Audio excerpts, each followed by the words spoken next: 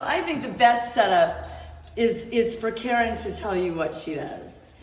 I mean, these guys are like icons, and but this one in particular will be very special to you. Okay, Karen, you're on. So I work as a costume historian. Okay, now you can probably reach. And I've worked with the State Museum, I work with the Mob Museum, I work with David Copperfield's local museum, and my focus is on costume and fashion. And so during the pandemic, my work with the institution, the Nevada State Museum, came to a halt, and I had a lot of downtime. And one of my colleagues at the State Museum was a huge collector of all stuff, vintage fashion, vintage tchotchkes, all sorts of things, collecting stuff all his life.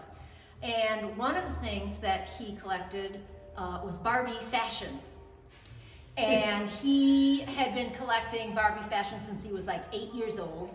And his mission in collecting was he wanted to collect every single piece of fashion ever produced for Barbie from 59 through 99. And he met that goal. And once he met that goal, and he was collecting fashion that had been played with, so outside the package, because he felt that those little miniature pieces of artistry, which are the fashion, really had more life if they had been played with and taken out of the package. So after he collected all those pieces, he said, well, I think I'll just collect everything in a package now too. So he started collecting those same hundreds of pieces that were still packaged, which is much more complicated, right?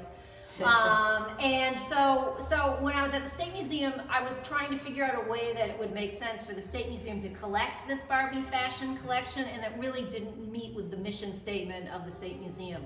So when the pandemic came around, I thought, I wonder if now is a good time where I can figure out some way to showcase David's collection. And so David and I got together, and because we're both such vintage fashion freaks, as is this woman,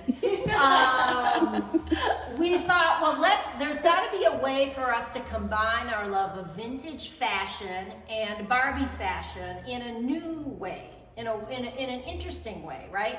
And so our concept was, could we make an exhibit where we show what's happening in fashion with life-size vintage fashion and what's happening with Barbie fashion at the exact same time, to try to prove that in fact Barbie fashion is inspired by the actual culture of the moment.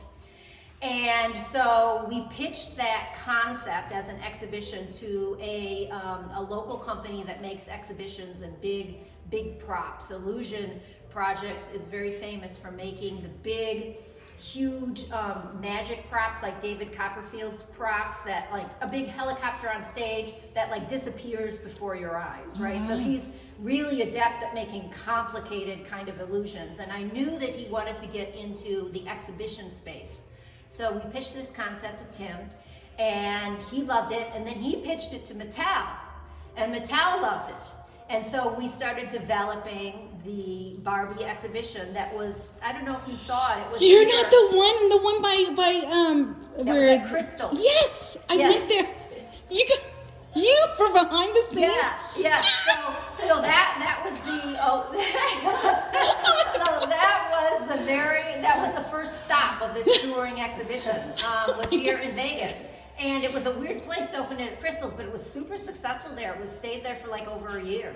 And so now the exhibition is moving on to Phoenix, to a fantastic first-rate museum, the Phoenix Art Museum, which has a world-class costume and textile collection, which I'm super excited about, because I always thought this exhibition should really be able to showcase individual institutions' collections. So like now, for instance, the Phoenix Art Museum is bringing out some of their own pieces from their collection, fashion pieces, to pair with a Barbie look. to make that same cultural moment come to life. and so, you know, it was sort of my dream. This is finally, it didn't, you know, my original dream concept for the exhibition wasn't really able to happen here in Vegas, but now it is in Phoenix, so I'm super excited. So during pulling all this together. Oh, and of course, Karen will be like the featured speaker. They're bringing her in. She'll be giving a whole presentation there. So mark your calendar. Wow. It'll be fantastic. It opens in Phoenix on She'll have props. Valentine's Day. So, yeah. So I realized that during, while we were pulling the exhibition together, that I had way too many words for the exhibition, which is the problem most researchers come Right. into when they're making an exhibition. They just have too much research, it can't all fit, and you really have to curate heavily. So I decided to put all the excess research into a book. And that is where we are Presenting the today. author of Barbie Takes the Catwalk. Number one Amazon, Yeah. one and so she is going to sign it for us today. The book has more information than the exhibition because there just wasn't room in the exhibition for all this. So there are some that you'll recognize from the exhibit, some of the life sizes. Oh my God. I'll let you open it. I have a pen knife. Oh my God. This one's open. I got it. Color to add. So imagine it's COVID, and Karen is online not only finding all the images of something that is like the appropriate and matching outfit from the 50s, 60s, 70s, 80s of the thing, but then actually finding them on wherever and purchasing 100 plus of these things. And then we get them in the house and have a giant scrim and photographing all of that stuff for this book. Then we have the wrestling match of getting Mattel to actually authorize and approve this thing, which was not a trivial thing to do. It is quite a story, and it took some time to get it finally sorted. This was all before the movie. Oh This yeah. was, we couldn't skate in on the tails of the movie at all. So how long was this project from start to finish? So The concept literally, of- I would say the first month that we were in lockdown, I started this project. And about a year and a half later, we opened on the Strip. The exhibition opened on the Strip. And probably another year later, the book, we finally got a publisher for the book. And then it takes, a year. I mean, it took 6 months of guerrilla infighting to get the approvals on the thing, so that was a whole thing. But at the end of the day, It is really fascinating because, they had to approve every word in this book, right? I mean, and they fine-tooth combed it, and it was really interesting what they had a problem with. Like there's a chapter here about the psychedelic movement in the 60s, and I had titled the chapter originally "Magic Mushrooms." It's so appropriate. Right? That didn't fly. That had to be cut, and I had to change it to something else because there was a direct correlation with the drug moment. And, which, I totally got, but it never would have occurred to me that would have been something to curate myself on, right? Right. Now, most of these things that are in the book are traveling to Phoenix. They Okay, have so that's room. part of your place for Yeah. So now this book will make much more sense as a catalog that works with the exhibit to it, because the life size that we choose actually comes in time, in culture, before the making of the outfit.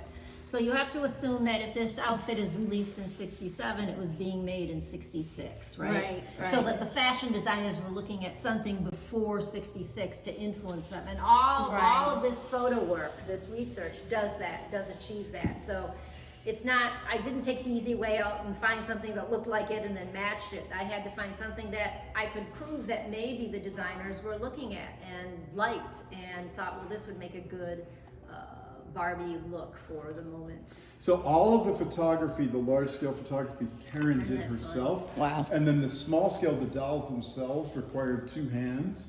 So we set that up here, and we brought someone in because Karen had to you know, you're dealing with the doll, right? Pose And they them. aren't meant just to stand there doing their thing on their own. Right. So the small scale stuff of the dolls, we had a photographer in to do, but everything else was all Karen's photography. Wow. Here's a picture, so that's where we set up. Oh, yeah. I had to, you know, maybe I recreated the wheel, but I did come up with a way to photograph Barbie without a stand, where there's no stand, you know, it's distracting her. Donna in there too. Have you ever seen this outfit for her? So this happens right after Like a Virgin at the MTV Awards. Oh.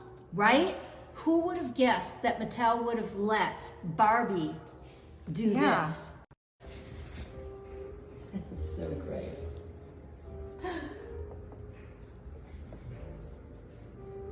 Oh my God, this is a wonderful surprise. Thank you, Boo. You guys are so Thank awesome. you, Thank you for guys. letting us come over and do this. This is incredible. Well, thank you.